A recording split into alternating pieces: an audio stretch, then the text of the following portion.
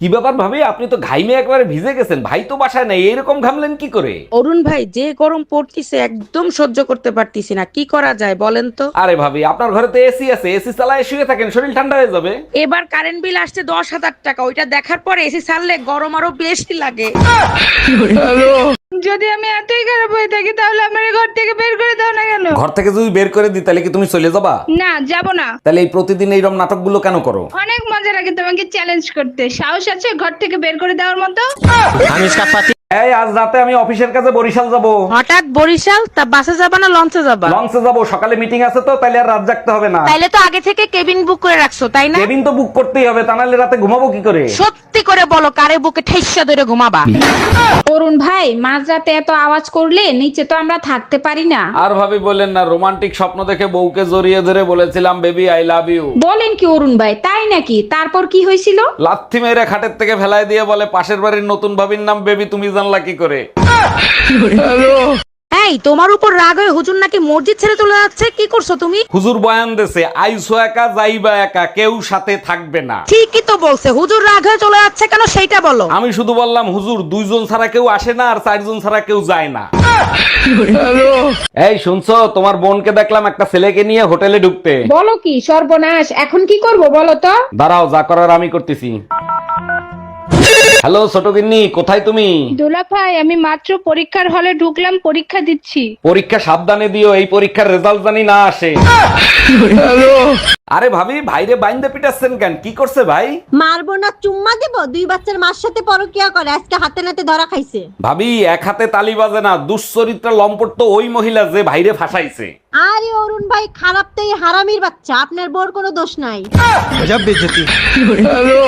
আমার বাচ্চা লাগবে, 1 মাসের ভিতরেই বাচ্চা লাগবে। আরে বোকায়, 1 মাসে কি বাচ্চা হয়? বাচ্চা নিতে হলে 9 মাস অপেক্ষা করতে হয়। 1 মিনিট, তুমি না ঠিকাদারির কাজ করো? ঠিকাদারের সাথে বাচ্চার কি সম্পর্ক? বেশি লোক লাগাই দাও, 1 মাসের ভিতরেই হয়ে যাবে। ভাবি, আপনারে তো আর পটাতে পারলাম না, আপনার একটা বান্ধবীর সাথে প্রেম করায় দেন না। আমার একটাই অবিবাহিত বান্ধবী আছে, কিন্তু ওর একটা সমস্যা আছে। একটা সমস্যা তো, ওটা আমি ম্যানেজ করে নেবো, আপনি কথা বলেন। পরে আমারে কিছু বলতে পারবেন না, ও কিন্তু আইসক্রিম কামড়ায় কামড়ায় খায়। অনেকদিন তো ফোনে কথা বললাম, তোমার কি আমার সাথে দেখা করতে ইচ্ছে করে না? ইচ্ছে তো আমারও করে, যদি তোমার বউ টের পেয়ে যায়। আরে তোমারে তো বলাই হয় নাই, আমার বউ তো 3 বছর আগেই মারা গেছে। আমি মারা গেছি আর আমি জানি না? তুই আজকে বাসায় আয়, তোর খবর আছে। এই, আমার প্যান্টের পকেটে 20,000 টাকা ছিল, টাকা কি তুমি নিছো? আমারে কি তোমার চোর মনে হয়? আমি কেন তোমার টাকা নিব? টাকা তো তুই নিছিস, কিভাবে টাকা বের করতে হয় আমার জানা আছে। এই একা একা বিড়বিড় করে কি বলতিছো? বলতেছি শুটিং এর জন্য নকল টাকা আনছিলাম, এখন আবার নকল টাকা আনতে যাইতে হবে। কি ওগুলো নকল টাকা ছিল? এই দেখো, আজকে আমি নতুন নুপুর পরছি, কেমন লাগছে আমাকে? নুপুরের আওয়াজ বড়ই মধুর লাগে, চিন্তা করো মাঝরাতে যদি ছাদের থেকে আসে তখন কেমন লাগবে। এই কি বলো তুমি এগুলা? মাঝরাতে ছাদের থেকে নুপুরের আওয়াজ শুনছো কখনো? ছাদের থেকে কখনো আওয়াজ পাই নাই, তবে বেলকনিতে গেলে পাশের বাড়ির ভাবির নুপুরের আওয়াজ মাঝে মাঝে পাই। নান্টু ঘটক আপনার ছবি দেখাইছে, আপনাকে আমার পছন্দ হয়েছে, আমি বিয়ে করতে রাজি। আমি আপনার ছবি দেখছি, বিয়ে করতে আমার কোনো সমস্যা নাই। দেখেন, আমার হাসিটা কিন্তু খুবই বিচ্ছিরি, সামনে থেকে 2টো দাঁত পোকে খাওয়া। আপনি টেনশন নিয়েন না, বিয়ের পরে আমি আপনাকে হাসার সুযোগ দিব না। শীতের সময় মানুষ বিয়ে করার জন্য পাগল হয়ে যায়, আর তুমি তালাকের পেপার আনছো কার জন্য? আমার এক আত্মীয় রোমান্স করার সময় বউর কাছে হাতে নাতে ধরা খাইছে। তোমার আত্মীয় স্বজন আসলেই নোংরা, তা কে ধরা খাইছে? শীতে নিজেরে কন্ট্রোল করতে পারে নাই, কাজের ছেলের সাথে ধরা খাইছে তোর বাপ। আচ্ছা, সরকার বলছে দেশ নাকি জান্নাত হয়ে গেছে, তাহলে সব জিনিসের দাম এত বেশি কেন? আরে বোকা, জান্নাতের সব জিনিসই মূল্যবান হয়, তাই একটু বেশি দাম দিয়ে কিনতে হয়। আচ্ছা, আমাদের দেশ যদি জান্নাত হয় তাহলে আমরা নিজেদেরকে জান্নাতবাসী বলতে পারি? এক্সকিউজ মি, আপনাকে আমার পছন্দ হয়েছে, আপনাকে আমি বিয়ে করতে চাই। বলেন কি, তাই নাকি? তা আপনাকেও আমার পছন্দ হয়েছে। তা আপনি কি করেন, ব্যবসা না চাকরি? ব্যবসা করি, আমার 2টো গরুর ফার্ম আছে, দুধ বিক্রি করি। বলেন কি, তাই নাকি? তাইলে আমি আপনাকে বিয়ে করতে পারবো না। আরে ম্যাডাম, ভয় পাওয়ার কিছু নাই, বিয়ের পরে আমি গরুর দুধই বিক্রি করব।